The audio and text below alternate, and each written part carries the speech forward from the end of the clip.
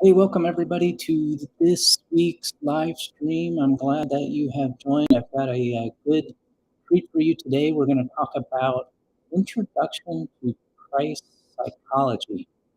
And this is actually something that I came across probably 4 years now when I was researching this topic for my own company and was amazed at what I had learned and was fascinated with it and have been studying it ever since. And so I wanted to share an introduction to price psychology with you and some strategies that you could utilize in your business to help increase your profits. Now, we're going to be basically just scratching the surface of this topic because there is a wide world and there's actually people that study this for a living that talk about price psychology.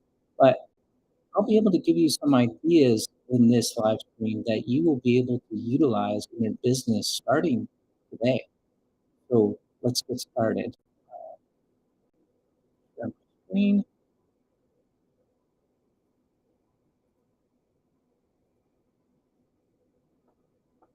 There we go.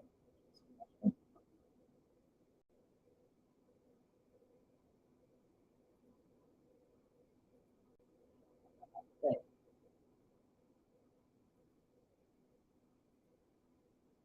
Okay. So in this live stream, what we will discover is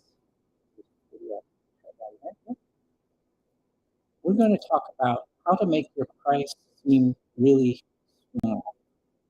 And the reasons why people are really clueless about price, the weird world of anchoring, which is a very powerful technique that we can use, the power of nine, left digit management, when we're talking about presenting your price, and including not revealing the headline price, or pennies-a-day strategy, and the price order effect.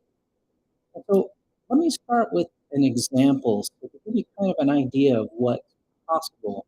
This is something that I do with uh, current clients that we go through and we run some scenarios on changes in their business. And this is an example of a company that's doing 710,000 in revenues and their bottom line is 33,000. But the interesting thing is the owner is not getting paid in this business. So what would happen if they increased their prices by 15%? And the natural reaction is I would lose a bunch of customers. In fact, in this scenario, we're assuming that they would lose about 10% of their customers. But what's interesting is profit goes up almost 50,000, and therefore that's pure profit, which would go to the owner's pocket. And what's even more interesting is that in order, you could actually lose almost 30% of your customers and come out at break even. So the point here is that by making changes in price, it can have a dramatic uh, impact on your bottom line. In fact, most businesses, when they want to increase profit, focus on cost. And I'm going to challenge you in this live stream to change that mindset to focus more on pricing, spend more time on pricing, because it's by far the biggest impact on your bottom line. So let's talk about how to make your price seem really small. And actually, I'm going to take you back to 1992 as an example. And in this example, a 79-year-old lady by the name of Stella Lebat was with her grandson at McDonald's, and they were going through the drive-thru, and she bought coffee. And the grandson, actually, I think he was driving a Ford Pro back in 1992, if you remember that car. He pulled into a parking stall after they got done through the drive-thru to let grandma put milk and coffee, milk and cream into her coffee. So she put the coffee between her legs and started to put the coffee in there. And she took the lid off. And actually the coffee was 49 cents back then, you can imagine. Uh, Disaster struck. The 49 cents turned into 20,000 in damages. And what happened is she burned her body, about 6% of her body. It was extremely painful. She had to do surgery, and she was in and out of uh, the medical for actually over 9 months. And as you can imagine, where the coffee was placed is extremely painful. And so she wanted to reach out to McDonald's and seeking damages of 20,000 and the medical cost, which seems incredibly low compared to what medical costs are today. But they were 20,000, so she asked McDonald's for those damages to cover what happened. And, and back then, they did not have a warning on the lid that the contents are hot. And the coffee was extremely hot compared to normal. But it but and today, when you see that the contents are hot, that warning actually comes from what happened in this case. And in a lot of sense is that, well, that makes sense that it's hot. But like I said, this was extremely hot. And she asked for 20,000 from McDonald's, and actually McDonald's came back with $800. And so she did what any American would do: is she went and she hired an attorney by the name of S. Reed Morgan, and that trial went to in August of 1994. And Morgan argued that the coffee was defective. Basically, it was too hot. And the jury actually came back with 200,000 in damages and another 2.7 million in punitive damages, which was a big number back in 1992.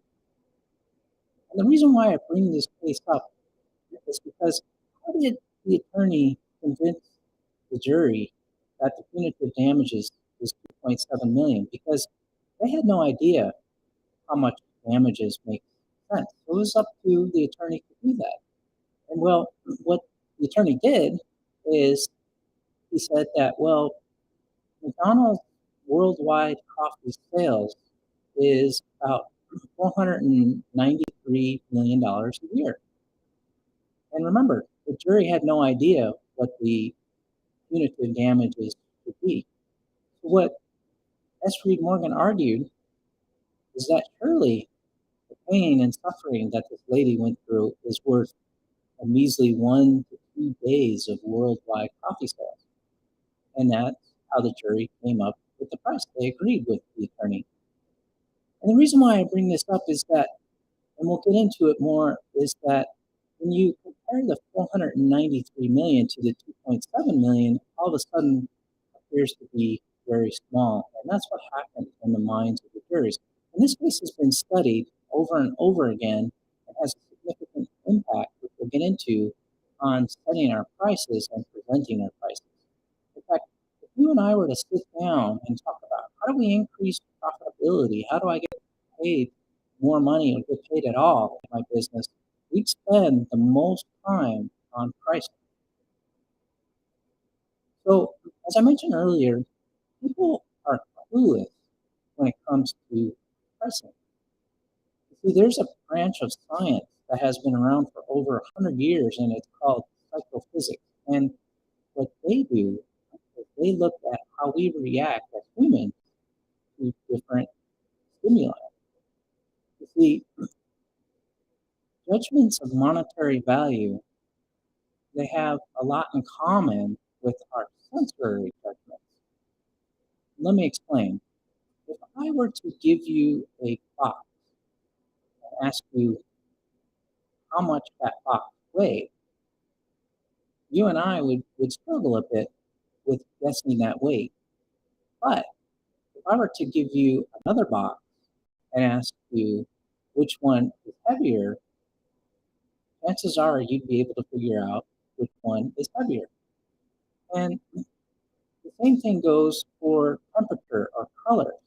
We have a hard time figuring out differences when they're absolute And they're- when we're able to compare, then we have a better idea. And what's interesting in pricing is that we could be actually fooled or led into understanding that that price is either high or low, a good price or bad price. And so people are acutely sensitive to differences and not so sensitive to absolute values. And that's key. And that's what we'll get into, and we'll be able to show you how you can present your price in a way that addresses the absolute versus the uh, the stimuli that would present your price in a different way. So let me give you another example. Okay, this is a study done by Edward H. Alderson, and actually you can Google this. And as you can see, it looks like a checkerboard with a green cylinder. And two of the squares are marked with A and B. And if I ask you which one is darker, A or B, which one would you think? You can put in the chat which one you would think, A or B. In my case, I see A as darker. But the reality is they're both the same. See that A and B, and they're both the same. And so why is that? Why is it that some people see B as darker than A?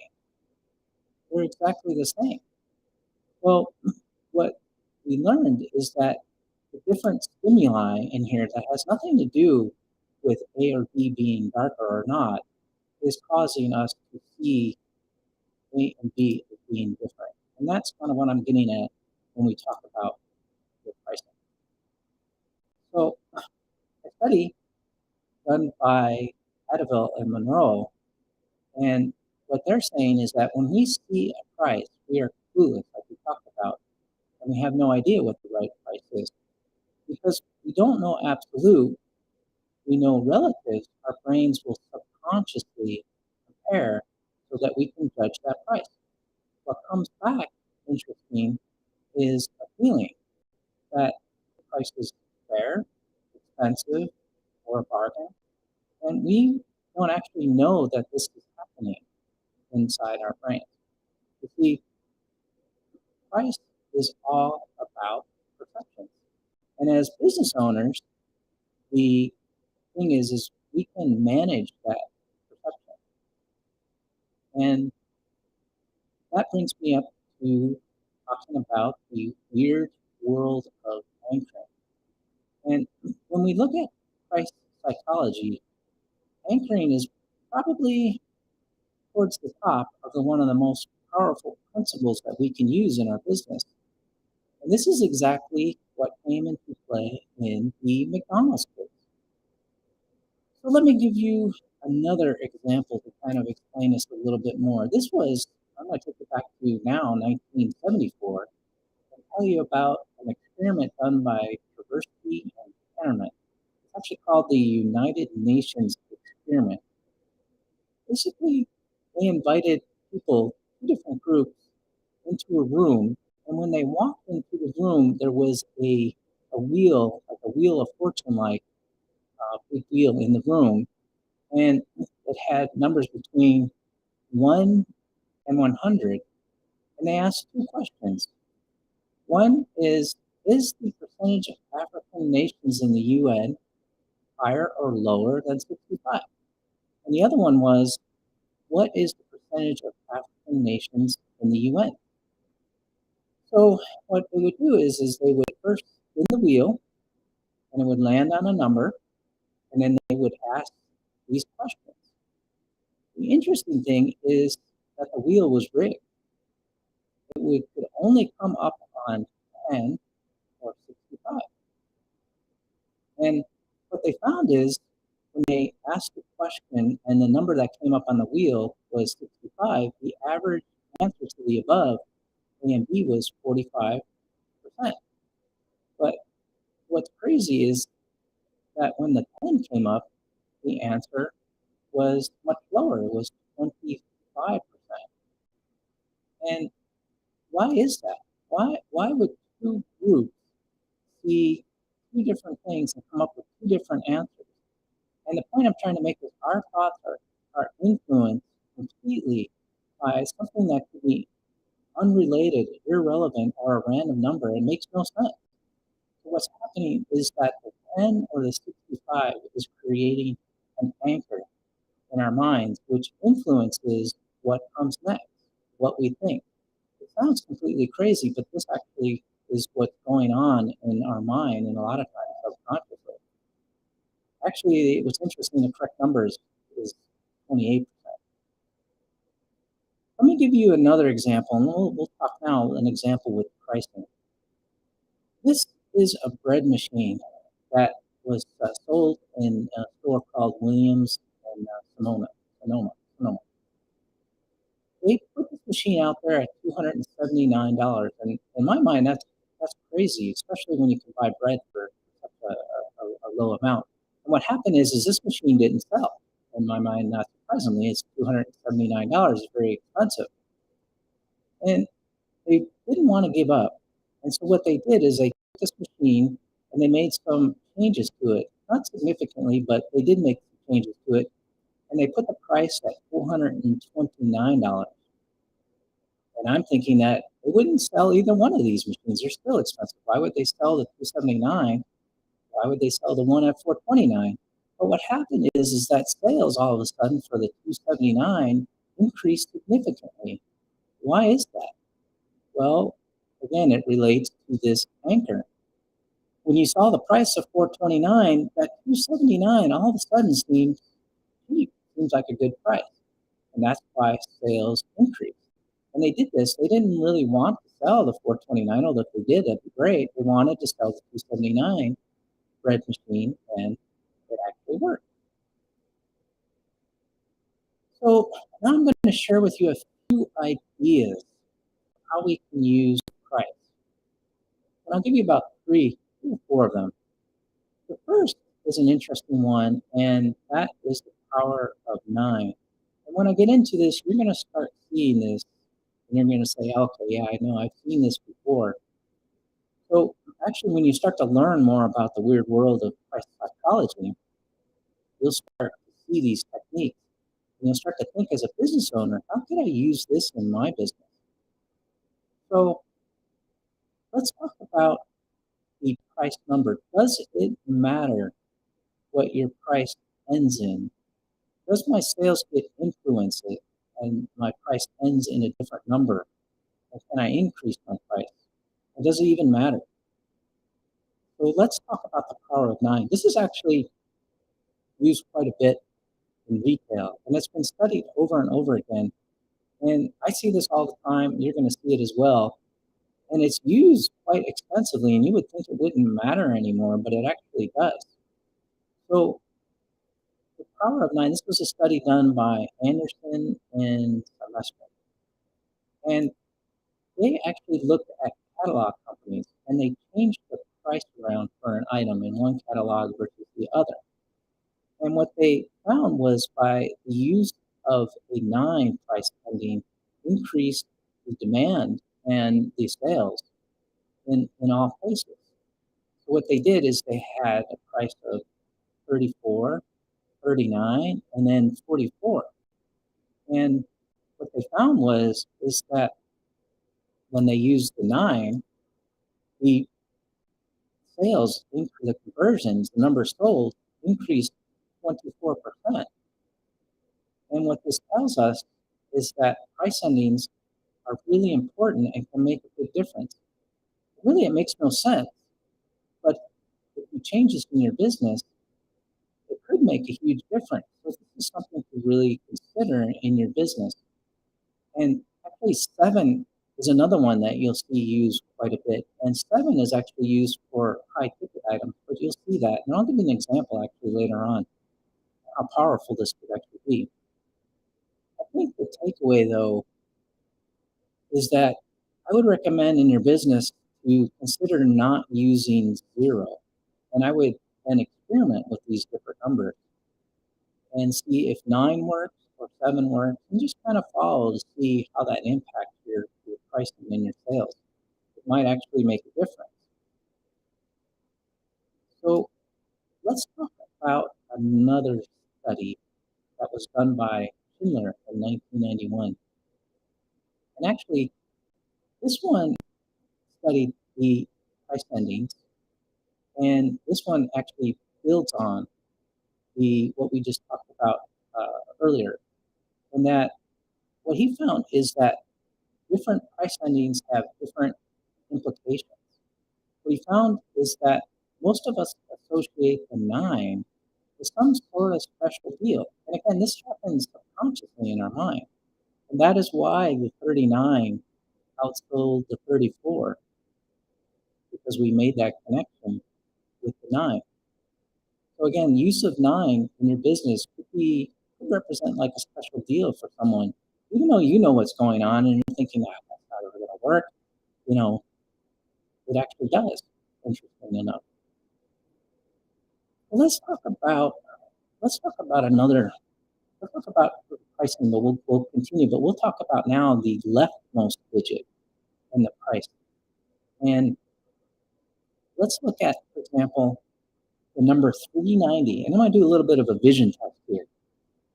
390 versus 389. We got 390 versus 389. How do those numbers make you feel? Do they feel any different, the 389 or the 390? Now, let me do another one. How about 400 versus 399? That 400 versus 399. Does that make you feel any different? And what's interesting is, I mean, most people see a bigger difference between the 390 and the 389 and the 399 and the 400. And why is that? Well, another study that was done by Thomas and Norwich looked at the left digit issue. And what they found is in our world, in the Western world, we read from left to right. And when we see the first number, our brains place more emphasis, is what they found, on the first number.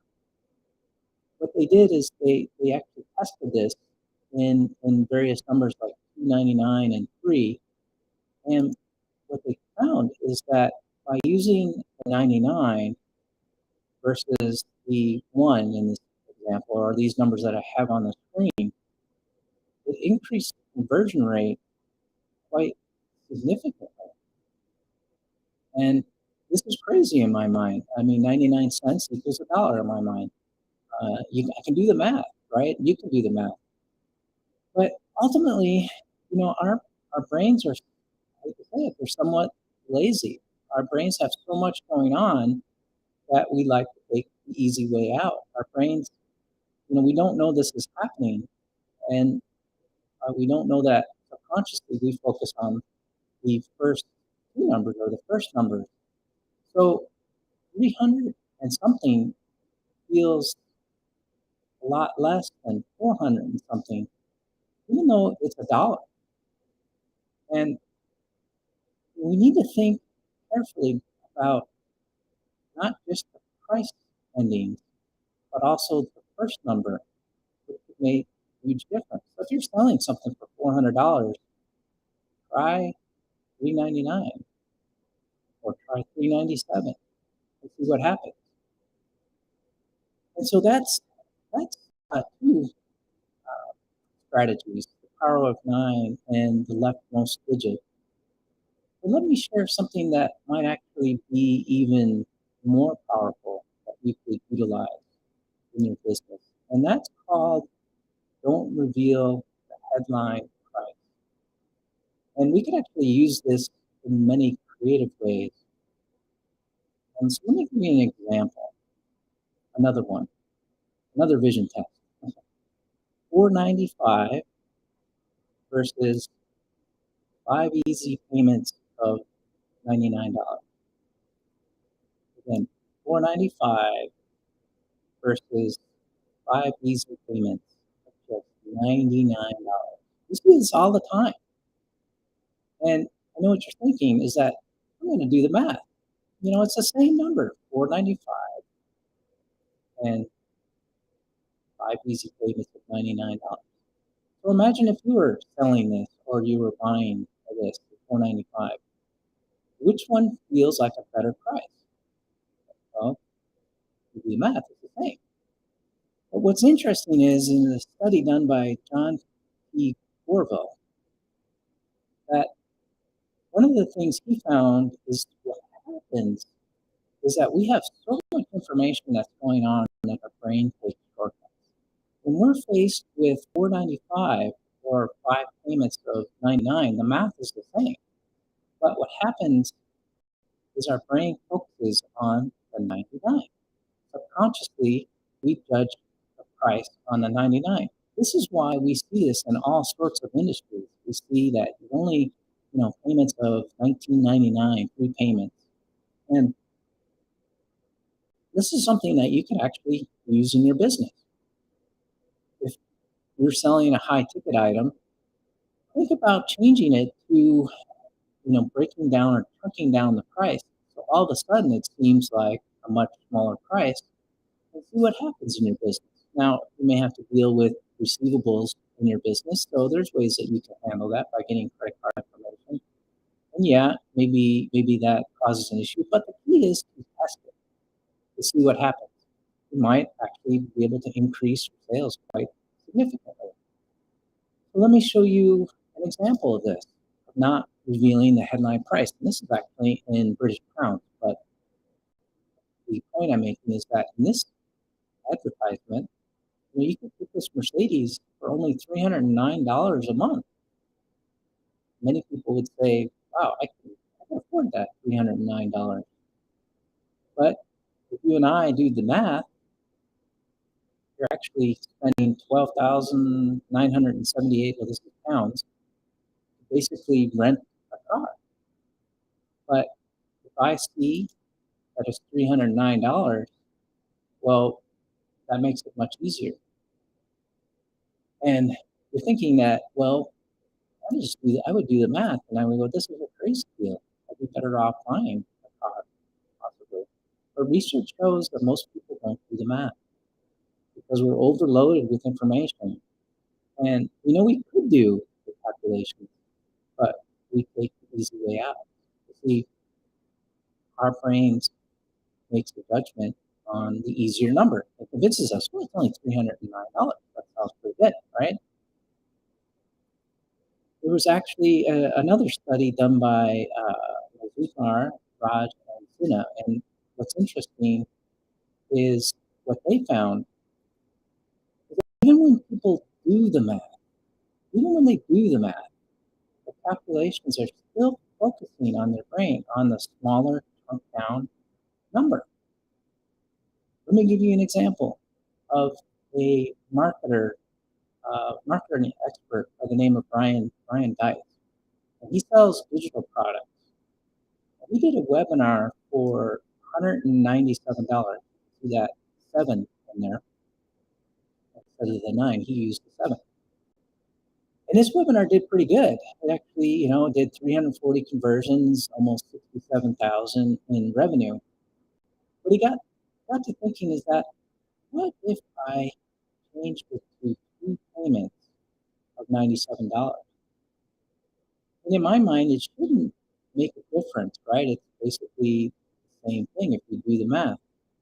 But what was crazy is that it actually increased threefold on the number of conversions. And to me, that's crazy. You did the math, but it worked. It increased quite significantly. And actually, what he decided to do was, what if I made it 3 payments of $97? Surely less people would buy, right? It's very expensive now. But what was interesting is actually revenue went up, and actually conversions went up. And that's crazy. Increased the price by 50%. We would think you'd get less people.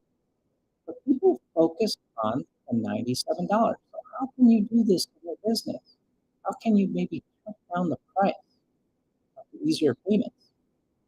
In my world, in the tax world, you could go through a tax audit. It would be quite expensive. I can chunk down that price, make it seem like a better price. And you can think about how you could do that in your business. It takes a bit of creativity, but when I talked about earlier in the beginning, the focus on the price more, you can see how dramatic of an improvement this could have to your bottom line. So let's talk about strategy of pennies a day. So in this one, this was another study done by John T. Gorville. And you're going to recognize this one when we go through it. The concept of pennies a day is a study done by him. And remember, we don't want to reveal necessarily the headline price. We can use that as a strategy, as it always seems like more. So what about doing installments? We just talked about that a little bit more. The smaller that we can chunk it down, the better the price will look. And that's exactly what they found, is that to increase transactions, marketers sometimes temporarily reframe the cost of a product from the aggregate one time to a series of small ongoing expenses, and this often results in increased sales. And so John T. Gorville did another study, and basically what this is he took that cutting down the price to another level and said, how can I make it even smaller? How can I make it even easier for someone to go, yeah, that's a good price? Well, what he did is he decided that if we can actually compare it, now remember, our brains will not know the absolute, but it's much easier if we can actually compare. That's exactly what he did. So how about I compare to the price of coffee? If my price is less than the price of coffee, well, my price seems pretty good. But you probably see this all the time. You'll see this on TV. You'll see this in advertisement. In fact, I found one, and again, it's in British pounds, the example I found. But the point is they had a iMac computer, and they rented the computer. And surely renting an iMac computer for $2.45 per pound is less than a cup of coffee. How cheap is that, right? And remember, we don't know the price of anything when we just see the price. But when we compare it to something, remember like the box example I gave you, or in this case, I compare it to a cup of coffee, all of a sudden, this seems like a great deal, right? The actual cost of an iMac is almost $1,500 at this time when this advertisement, and this was £3 a year. But when you do the math, it's actually cheaper to buy the computer. Or maybe you can finance it on your credit card. This advertisement was run extensively because they made so much money off of it. It was crazy. And you'll see this actually if you look at a company called Rent-A-Center. You could rent furniture pretty cheap. But when you do the math, it might be better to buy than to actually rent. So the key point is, though, to see how you can cut your price down and then start to compare it to something else. Remember, like the anchor. So let me give you one more strategy, and let's end on a celebratory note, and we're going to use beer as the example. A lot of studies have actually focused on food or beer and wine and price psychology. The next time you go to a restaurant, take a close look at the menu, because some of the best restaurants and the profitable restaurants will focus on pricing. And I guarantee that you probably see some menus, they don't end in zeros, they end in nines, where they could actually improve their profitability if they actually follow some of these pricing strategies. But let's talk about beer and in a study that was done. And this was done by Sue Lee of Liechtenstein. And what they thought is that what what would be the impact if we listed the price of beers from highest to lowest on the menu or lowest to highest? Would that have an impact on my profitability at all if I went from highest price to the lowest price, or I reversed that? And so what they did is they did just that. They listed the price of beers from the highest to the lowest, and they ran that for a few days, tallied up the sales, and then they did the reverse and tallied up the sales. And in my mind, it would come out, they would pretty much get the same sales. But what happened was they actually increased their sales quite significantly if they put the order from the highest to the lowest. And it seems kind of crazy that that would happen, but actually there's two things that are happening here. And the first that happened is that the first price creates, again, an anchor for which we judge all other prices. When we see the most expensive, the first price of the beers, and we go down, we feel like we're getting a better price. And reverse feels like it's starting to get more expensive. So the high price starting to go down, that price still is quite high, but it feels like a better price because it's lower than the first price. And the next thing that we start to experience in our mind is that we start to experience a loss aversion. We feel like we're missing out on something. We associate a link between price and quality. If the price comes down, we link that to quality coming down. So as we read the list of beers from the highest to lowest, as we read down, we see the price going down, and we automatically think, subconsciously again, sometimes we don't even know this is happening, that the quality is going down, and we don't want to lose out. So if you have a pricing in your business that is a list, think about changing that order to put in the highest amount. In some cases, you might actually put on your list the price that you don't even intend to sell. Like there is I think it was in the UK at the airport. There's a bar or where that they sell wines, they sell very expensive wines, and the most expensive wine no one would buy. It was very expensive. I forget what the exact price is. But they did this purposely because it creates an anchor and it starts to make all the other wines seem much cheaper. And so in your business, you can think about doing the same thing. They didn't intend to sell that bottle of wine at that price. Somebody bought it, they would sell it. But for the most part, they didn't expect to sell that. So another way this works is actually in horizontal pricing. If you have your prices going from left to right, think about having the highest price first and going down. It's interesting though, if you see it in threes, like if you go to Apple's website and you look at the iMac computer, they'll give you three different options to buy their computer. They have the cheapest one on the left and they go to the highest one on the right. I'm not sure why they do that, but I could have a whole nother webinar on this. They utilize a principle called menu pricing. And if you go on my YouTube channel, I think I might have a video on this. But the strategy there is that if I give you an option of free, most people are going to buy the middle option. And the power of menu pricing is extremely powerful because if you take just what you sell and you decide, I'm going to bundle this down into free, and I'm going to take what I do and I'm going to just maybe change it a bit, kind of like the bread machine, but not specifically. It's more like I'm adding or tracking features so that I have 3 different options.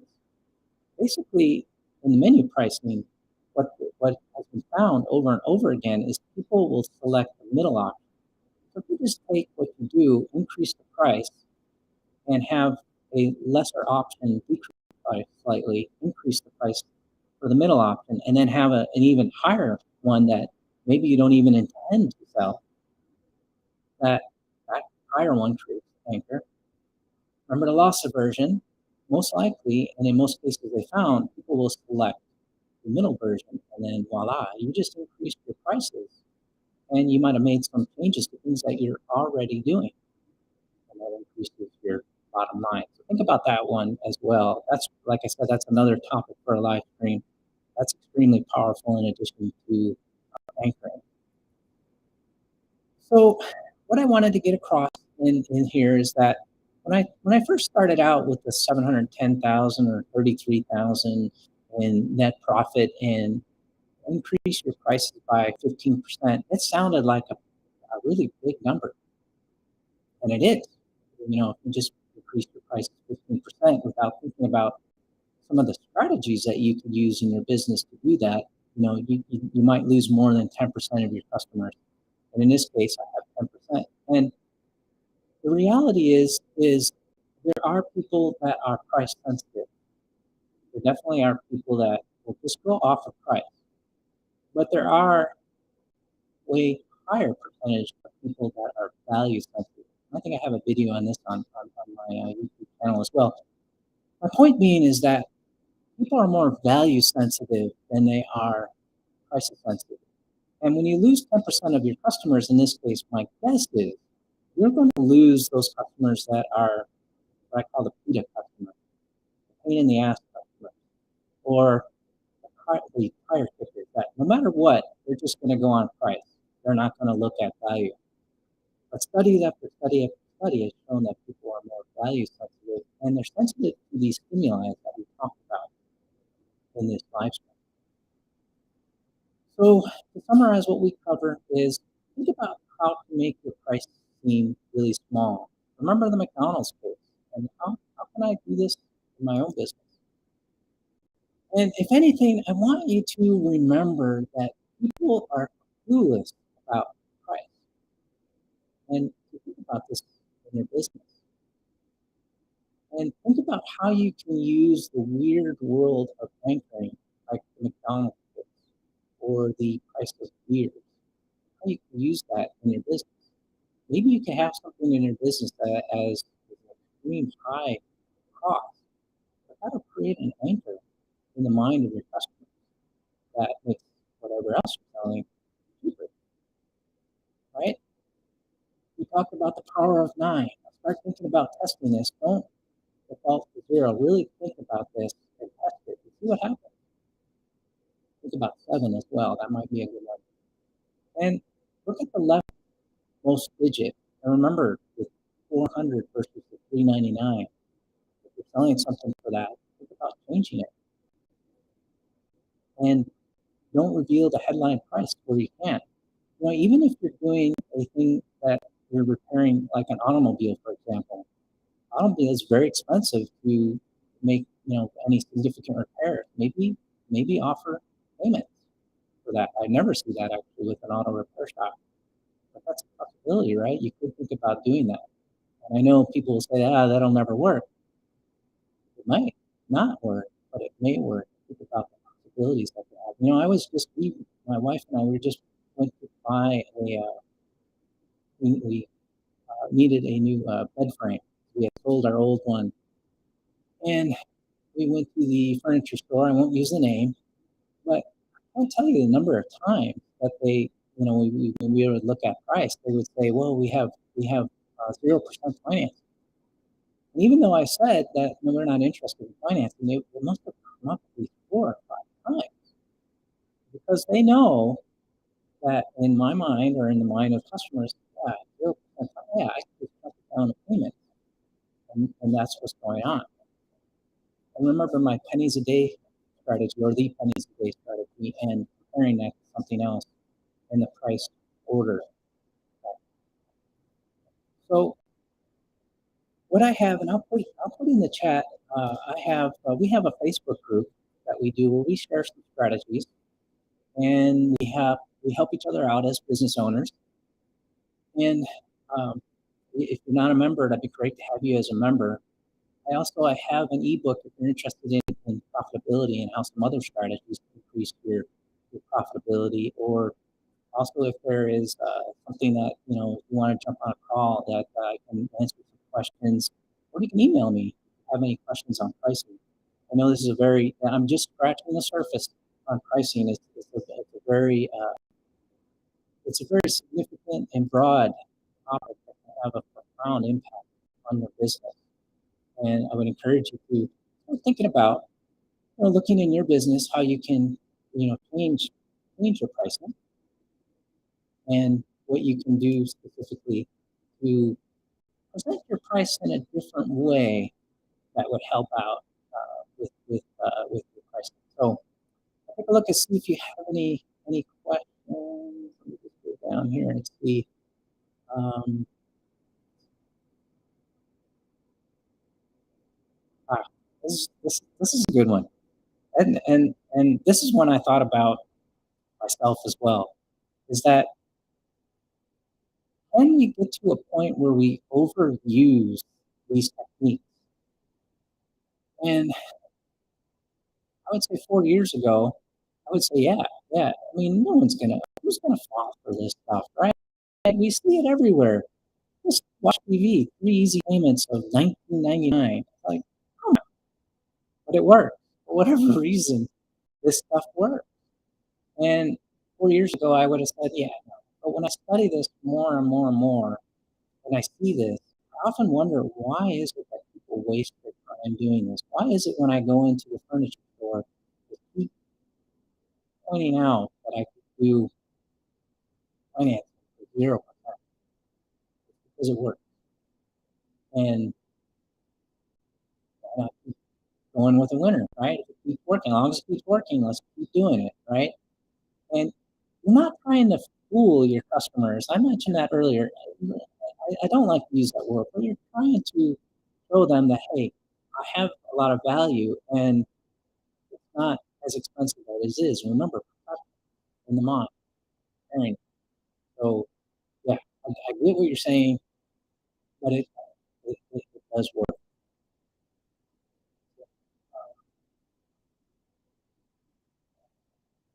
Hey, you're welcome. Thank you. Thank you, Terry. I appreciate that.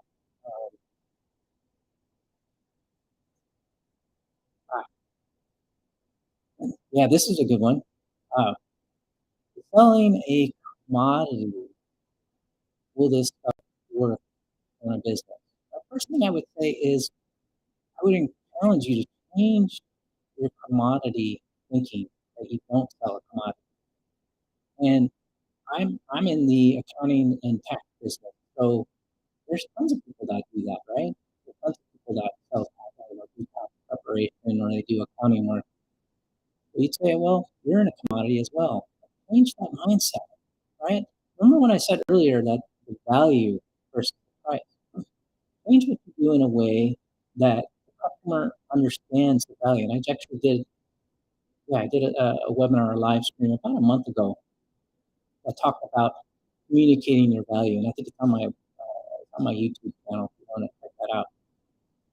The way we communicate with our customers their value is extremely important. And especially if you think that you're selling commodity. And these strategies work for that as well. But I would challenge you to change that thinking, because if you communicate in a way that helps the customer understand the value of what they're getting, because what you do is valuable. Even if you're selling a tax return, or you're selling, car repair, or whatever that may be, what you do is valuable, and it's up to us as entrepreneurs to help our customers see that value. Don't take for granted that they oh yeah, I know that, they're repairing your brakes. That makes sense. We're just repairing the brakes. I got it. No, no, no, no, no. Don't assume that they understand what that is. Help your customers understand that. Help them understand the value of what you're providing. I thought that webinar, that's a really good question. me see. Don't see nothing else. Um, I really, I really appreciate your time. And like I said, reach out if you have any questions. Join the group, ask questions in there. I answer, and a lot of times you'll have business owners that'll help you out as well. Um, and if there's anything else, let me know. So I appreciate your time. I hope you enjoy the rest of your day. Thank you.